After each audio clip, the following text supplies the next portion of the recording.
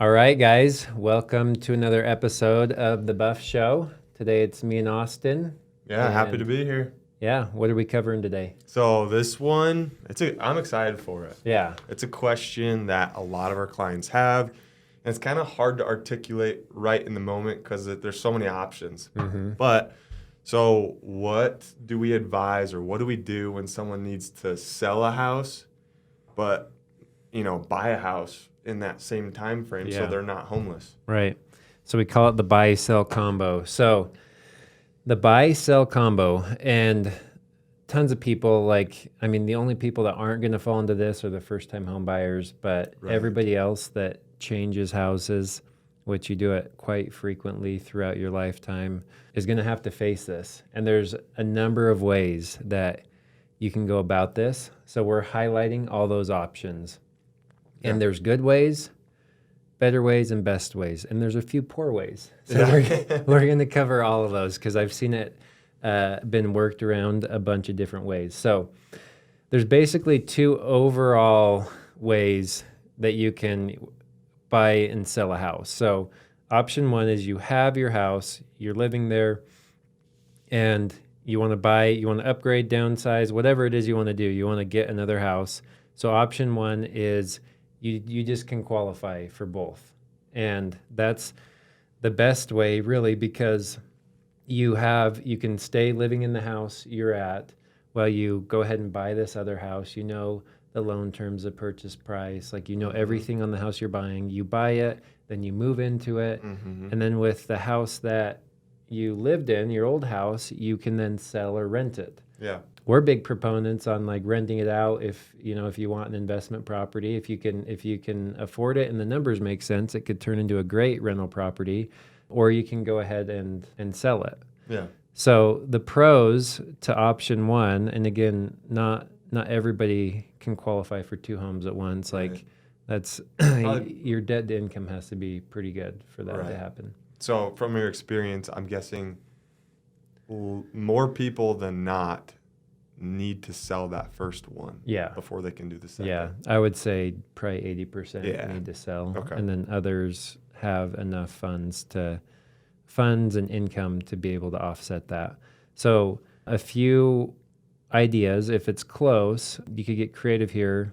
Let's say you just need the funds for your debt to income qualifies, but you need the funds, you need a large down payment. You can actually do a HELOC on the property you have, pull funds from it, use those funds to buy the other house, and then when you're ready, sell that house and pay off the HELOC. And so you're getting the equity from your house early through the HELOC to buy the house that you want. So that's one option. Or you can seek other resources family members might be willing to loan or gift you money for a time period so you could buy the other property. But so that's option one. Like I said, the pros, you're locked and loaded when it comes to purchasing.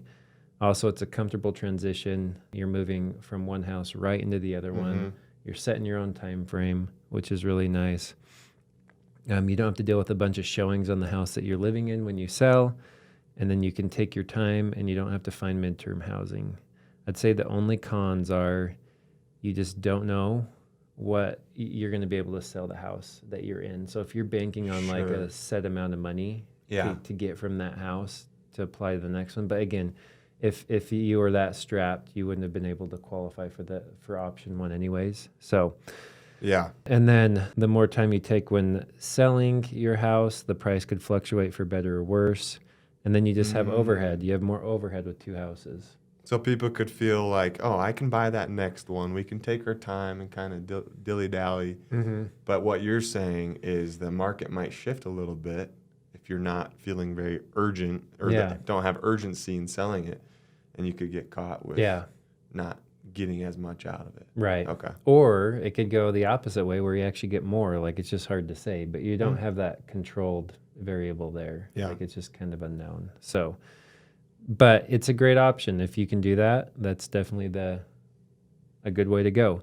If you can't do it, then option two, which there's a few different ways to handle this. We're going to dive into it. Do you want to kind of go over Yeah. option 2. This is probably where 80% of people fall into. So awesome if you can do option 1. It makes finance more simple. It makes your timing more simple. It makes our job more simple. But like Payne said, it's probably only like 20% of people, somewhere in that range, that can do that. So this option 2 is going to be more applicable to most of our viewers. You actually have to sell your house before you can qualify or get into that next house. And so within option 2, there's like 4 different ways that you can go about that as far as timing goes on that. Yeah, and one thing I want to cover here is there's this level of comfort and money. Yeah. And so like option 1 through 4 that we're going to, I guess, what do we want to call these? Approaches. Approaches to option 2. So there's 4 different approaches you can take to selling your house before buying the other one. That's where most people fall, like Austin said. But you have this variable or this teeter-totter of comfort and money.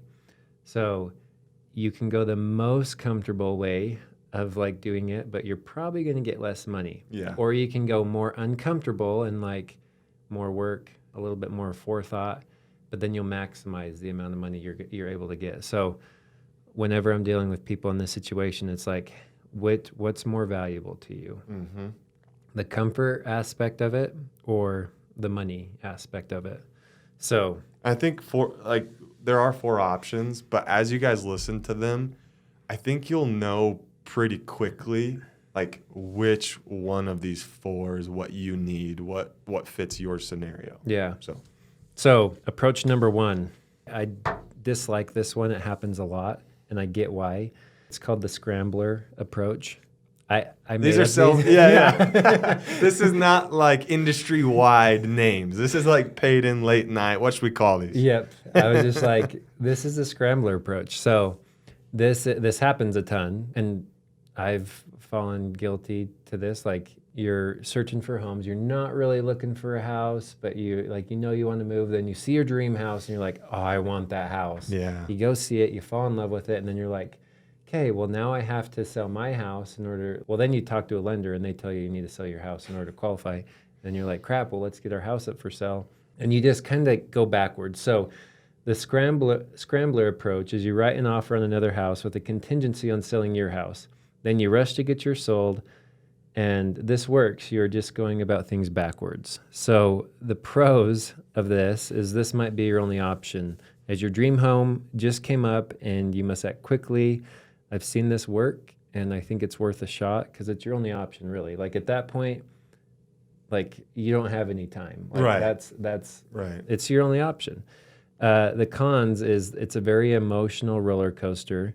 You could leave thousands of dollars on the table when doing this because you have to scramble to get your house on the market and sold quickly. So, and then also when you write an offer, your offer is not going to look that strong because you're going to be like, hey, we want to buy this house, but it's subject to our house selling. So there's a whole nother addendum called the subject to sell addendum. And this is used anytime a buyer has a house that they need to sell in order to purchase the other house. Mm-hmm. And I wanted to cover this because how does it come across to a seller? What in your experience, what have you seen? Like, when sellers see a subject to sell addendum in an offer, is it very strong? Well, when you have multiple offers and only one of them has this subject to sell, it's like, well, that's pretty risky if we accept this. Why don't we go with what we know we have? Yeah. Because these guys could, easily be gone next week. Yeah. I would say if you're looking at like the best offers you could get, you have like cash, quick close. Yeah. Then like conventional, then like FHA, VA, and then subject to sell offers. And the reason is you're bringing in a whole nother variable that you're not even dealing with as a seller. So if you're selling your house and I'm like, hey, I want to buy it, but I have to sell my house, then it starts to be this domino effect. Yeah. So the buyers on my house, they have to perform in order for me to be able to buy your house. I've seen this go back like 3 or 4 dominoes. Yeah. Like, there was this one time that we had like 4 lined up, and I'm like, man, I really hope buyer number A tips over that domino, or we're going to have Yeah. a bunch of unhappy people. And There's it so ended many up- fail points Yeah, along the way. so many fail points. And then if buyer 1 tips over the domino, but like buyer 2 doesn't like it doesn't work, then it stops there, and then 3 and 4 are screwed. So it's just like this whole other layer of complexity. So if you have a house to sell, you have to include this in there. You have to disclose it. Yeah. And it just adds, like, it makes the contract longer, and it makes it more risky for the seller. And so if we're looking at approach number 1, that's the scrambler approach, you're writing an offer with a contingency on selling your house. In the subject to sell addendum, this talks about the buyer's property address, where it is and what you'll be selling it, where it is and what property you'll be selling, like what property is contingent upon on being sold. And then buyer's property listing requirement, this is section 2, and it talks about, is it currently listed on the MLS? And so if it's not, then you have to be like, okay, it's not listed on the MLS, and then you have to have it listed within 7 days. Now, for most people, that's not enough time to get like really good photos, Right. marketing, staging, repairs, everything that needs to be done. It's very rare you can have a perfect product at the end of 7 days. Like, we like to take a few months in getting sellers ready. So, and then it talks about who the listing agent is and will be, and who will be helping that buyer with the sale of their home. And then lastly, it asks, is the buyer's property contract, or what's the buyer's property contract status? Basically, is it under contract yet or not? So the more you can answer these questions, like, hey, yes, our property is on the MLS, or yes, we have an accepted offer, makes this subject to sell addendum look better. Sure. Because if it's not, if you don't even have photos yet, Yeah. and you have to get photos, marketing, like all these things, and then get it on the MLS, and then find a buyer, the sellers are It's just a gonna be long like, shot. oh my gosh. But I've done it and it's worked. So approach 1 works great. It can work. Great work. Yeah. I guess It would not be our first choice with what we advise our clients to do out of these 4 options. yeah. It's the least prepared. Thank you for correcting me on that. 'Cause it works. It can work great. I shouldn't say it works great. Can work great. It's not one that we recommend. So this one's kind of like playing checkers when you really need to be playing chess. Yeah. Right? Because you're just looking at that shiny object. Oh, there's my dream house. I want it. Let's try to get it. But you're not really thinking of the back end consequences of that. I mean, you're going to sell because of your lack of preparedness, you'll probably lose thousands on marketing. Like, there's a lot of things that you'll get hit with on the back end. Whereas if you just planned and prepared a little bit more, it probably would have gone better for you. So let's go to approach 2. Do you want to dive into that one? Yeah, so the preparer approach. This is kind of like that scrambler approach, but obviously with more preparation. So if you do spot that dream home, you're a little more set up to go and do something about it. So you plan to get your house sold, you do all the needed repairs and decluttering, and then get all your marketing done. You're all ready to go and can post your home for sale within a day and be confident it will look amazing. So we'll come in, we'll spot, okay, this and that, give some advice. We'll get our, photographer over, get some amazing pictures. But we're not saying that we're going live on the MLS or listing it. We're just ready. Yeah. We're just ready to go. And what I tell people, like, let's do the preparer approach. We can have everything dialed in on your house. We'll have a really good idea on what your house will sell for. We have all the pictures done, ready. Like, it's basically all we have to do is hit publish. And it's like we're on the market, and you're confident and ready to go. And then meanwhile, like, you don't have a house, like, you don't know exactly where you're going to go, but you're confident when you find the right property, you have all the pieces in place to sell your house and make it a good transition. And then when you include this subject to sell addendum, like, I can easily convey to the listing agent on the house that you want to buy, like, hey, we have photos, here's the comps, their house is going to sell great, check it out, here's the photos of it. We had it, they did all the repairs needed, we staged it, like, it just looks awesome, ready to go. And it'll make your offer look a lot stronger as well. question. So Yeah. if we do find that house, that dream house, they want to make an offer, could we even just go ahead and publish theirs or list theirs so that when we do submit the offer on the dream home, we can say, oh no, we're completely active. listed. Yeah. We're active. Yeah. Is there any risk or downside to doing that? The only risk is if you end up not getting an offer, because say there was a cash offer or something would come in and then you no longer wanted to sell because that was the house you wanted to get, Yeah. then like that's the only risk. But you could just withdraw your house off the market Take after. it back down. Yeah. Yeah. Yeah. So you could easily publish it and be like, hey, we're active. Right. Like, let's go. Yeah. And then there's ways that we can make your offer look stronger, even though you have a subject to sell addendum. And that's like a whole nother story. But that's the prepare approach. The only con I can think to this one is you just have to get motivated when there's very little urgency to do so. Mm-hmm. Like most people, they need something to like Incentivize them. Yeah. Like, oh, this is our dream house. Going back to approach number 1, the scrambler approach. Yeah. They see what they want and then they're scrambling to get it. The prepare approach is just opposite of that. They know they're gonna they're confident they'll find something. They're getting their house ready, their ducks in a row to chase that when they find it, but they're locked and loaded, ready to go. Yeah.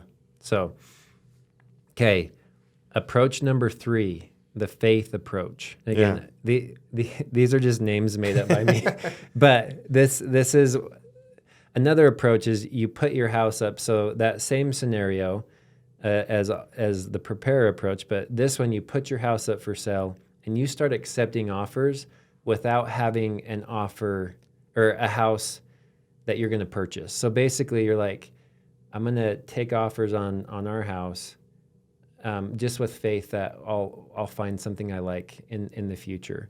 And so there's another addendum that we can include that protects you as a seller. So the downside to being a seller is like the second a seller signs a REPC, there's no outs for them. Mm-hmm. They're locked in. Right. Like the buyers has due diligence, financing and appraisal, all these things.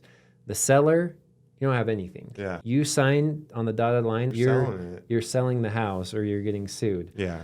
But there's an addendum called subject to seller securing a replacement property addendum to the REPC. So you can actually put your house up for sale.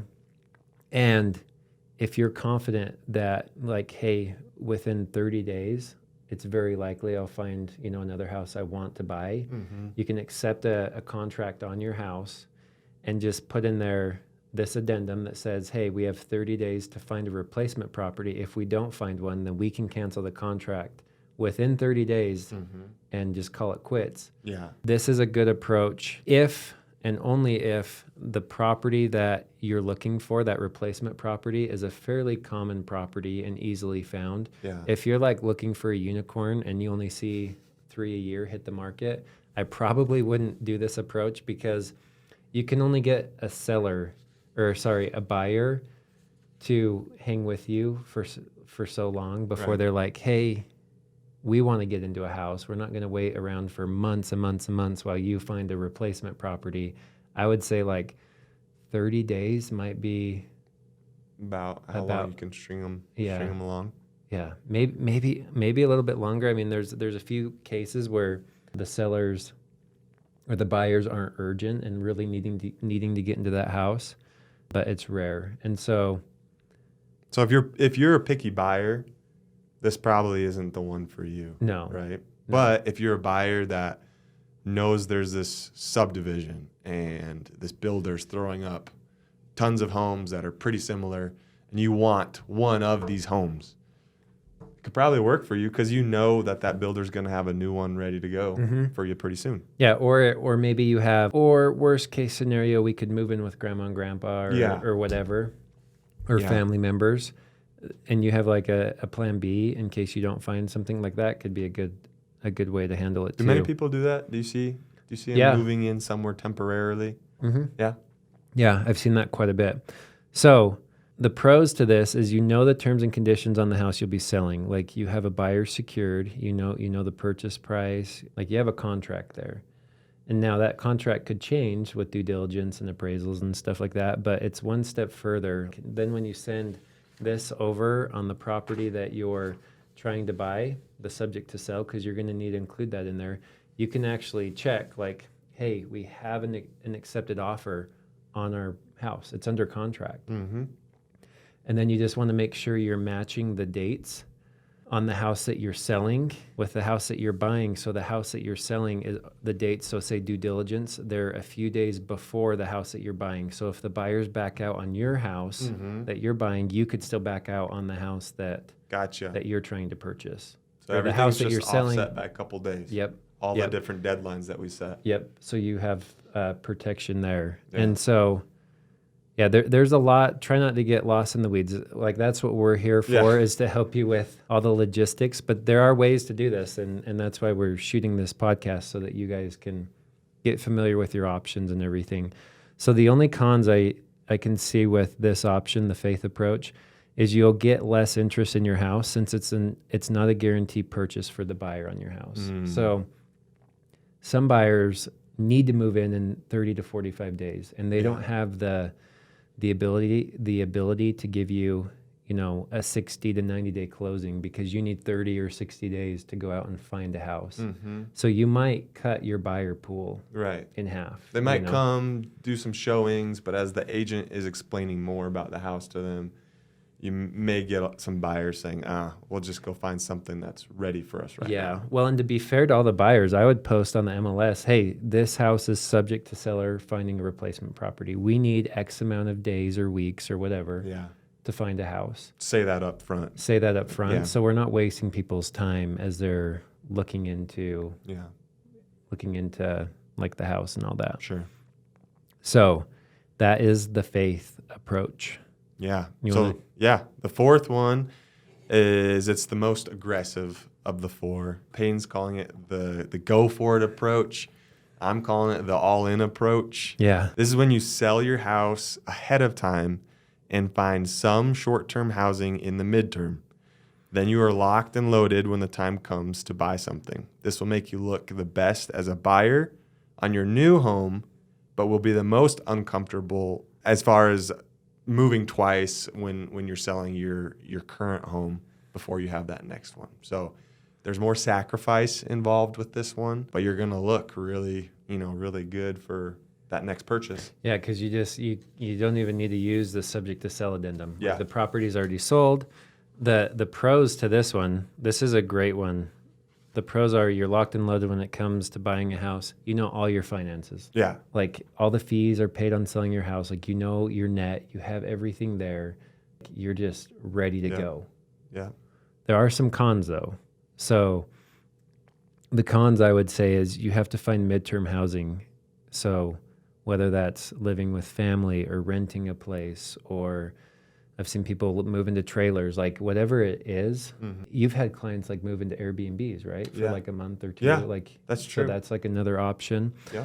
Just word of caution is avoid leases longer than a month, and be aware, you're going to be paying rent. So don't go into something that's just like a money pit. The best case scenario, I think, is if you have somebody that'll do month to month, or can live in a trailer, or just live with family for a few weeks or a month or whatever.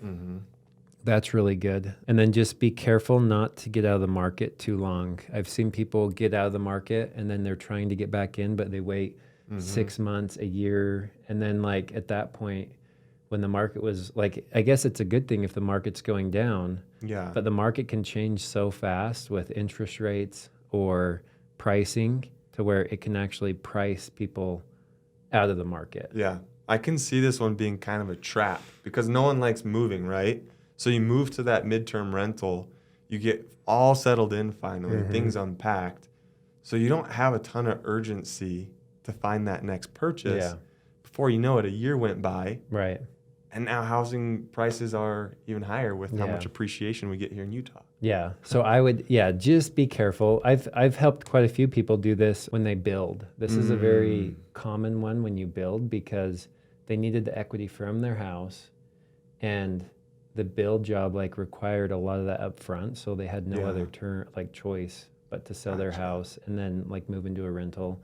I'm actually helping some people with this right now, where they're going to sell, rent, and they already have their lot picked out, and then they're going to build. Gotcha. And they're going to use those funds from their house to build. So, but that might be okay because they're locking in that build price right now, right? Yeah. So even if they're sitting in a rental for the next 6 to 9 months. Yeah. No Yeah. risk there with purchase price. Right. Well, I mean, their build job could fluctuate slightly, but Sure. at least they're getting back into a property. Like my biggest fear is I was sitting at an open house. It's probably been 6 months, a year ago. And I had these clients came in and they sold a house. It's probably been 3 years ago. And they were wanting to upgrade. So they sold their house, made a bunch of equity, and they moved into a trailer.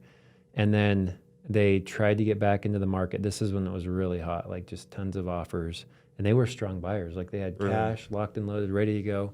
And they missed out on a few deals. And then I don't know the full story, but they didn't end up getting back in. They tried and tried and tried. And then like a year or two had passed. And then they're like, the market heated up so fast that we couldn't even, with the funds they had, they couldn't even get into the house that they had sold that they wanted to upgrade from. So That's I'm like, crazy. oh, That's hard. That's a tough situation to be in. Yeah. So then they're living in the trailer. I'm like, well, that wouldn't be worth it in my opinion. I feel like if you get out of the real estate market, my advice is always just to get back in. If you sit out too long waiting around, it can pass you up because the market's been going up for the past 10 years. We might see it start trending down, and if it trends down, like that's great for you. But I'd be very cautious of sitting around and just waiting for things to So to cool down. don't get too comfortable in grandma's basement. Right. Exactly. Okay. So those are the two options with the 4 approaches on that second option. So yeah, if you guys have any other questions or comments, like I'd love to hear any other thoughts. Those are all the ways that I could think of on like how to handle that buy sell approach. Yeah. And we'll link the document in there. We just wanted to create kind of a guide for people to be able to follow as they think through the strategy and the approaches that they can take here and like how they can really capitalize on that next move and not lose too much money, but also not make it like a super uncomfortable, painful experience. Yeah. So yeah, hopefully one of those 4 stood out to you as being like, oh, that's us. That's what we need. But to put you on the hot seat, Baden, of these 4, which are like the most organized way to go about it, the least amount of scramble? Yeah, like the most common. Yeah. I think if you Preferable. could do, well, one, if you can get it set up to where your finances are in order, to where you can not have to sell your house first, that's probably my favorite approach. So when we were moving to Eden, we had a house in South Ogden, and we were going to sell it to use the funds to buy that. I didn't necessarily need, like I was in category 1 where I could buy the house and still like keep that house, but we were going to sell it. But what I ended up doing is a cash out refi. And so I think we pulled like $100,000 out, and still the rates were still super favorable. Put a renter in there. And so it's a rental, but I still got cash out and applied that towards the house we bought in Eden. And your debt to income, because there's two factors to that, right? The cash for your down payment on the new one, but also that your debt to income needing to be good enough to qualify for that loan itself. Yeah. And yours was, you had good enough debt to income to be able to do both. Well, and then the other thing to keep in mind is because a lot of times lenders on that first approach, if you're buying a house and you want to keep that house you're in, sometimes you can get a lease in place on there, and lenders can use that to offset the mortgage. Sure. So they'll start looking at it as like an asset. But that becomes way easier as you start to like show yourself as a landlord on your tax returns. On your first property, it's really hard. But once you start showing rental income on your tax returns, our primary house in Eden, if we wanted to buy another house and say we're going to rent this one for $3,000 or $4,000 a month, I could easily do that, show them a lease, and they would take it in a heartbeat, which is sweet. Yeah. So that's long story. That's my history with this. But for most people, I think one of the best ways to do it is either option the prepare approach or the go for it approach. Okay. Like the prepare approach, like just get your house ready to go, have everything ready, like have a really good marketing plan and photos and just everything ready to go on your house, and work closely with your agent. Then you're ready to go when you find something. And if you don't find something for 6 months, a year, 2 years, like you're still ready to go. And Yeah. that's a sweet spot to be in. Or just go for it. Like, Yeah. you know, A sell little the house. riskier. I don't know if it's riskier because it's nice that, like, if you're just, if you know you're going to sell, Mm-hmm. like there's no doubt in your mind, you're like, hey, we're busting at the seams. We have Sure. to sell this house. Sure. There's not really a lot of risk there. That's true. It just like makes you, sometimes people need that motivation to move. Mm-hmm. And by selling the house that you're living in and putting Yeah. yourself in an uncomfortable situation, that's like the motivation and determination you might need to really find that next Yeah. property. Make it happen. Yeah, because as you're living in that rental or whatever that midterm housing is that you find, you're like, man, I'm going to go do whatever it takes to find, Right. you know, that next house because I don't want to be in this situation for very long. And those are the sacrifices, like those people always, I think they set themselves up for more financial reward by doing Mhm. that, you know, Mm-hmm. versus taking the more comfier route. Right, because they're So- not trying to appease a buyer on the other end in order to be able to close on that so they can close on their new one. Right. They're just completely, it's not emotional. It's just, They got their cash in hand, Yeah. and then they could do a quick and it's crazy because if you sold your house, you had a couple $100,000 like in the bank, and you had all your documents into the lender. Like there's lenders that can do like a 2-week close. mm-hmm. So if you have like you're almost as strong as a cash offer, Yeah, right. but people don't prepare that Mhm. that heavily for things. So Yeah. if you actually did, imagine writing offers like, hey, we're not cash, we're getting a loan, but like we're fully approved. Everything's into the lender.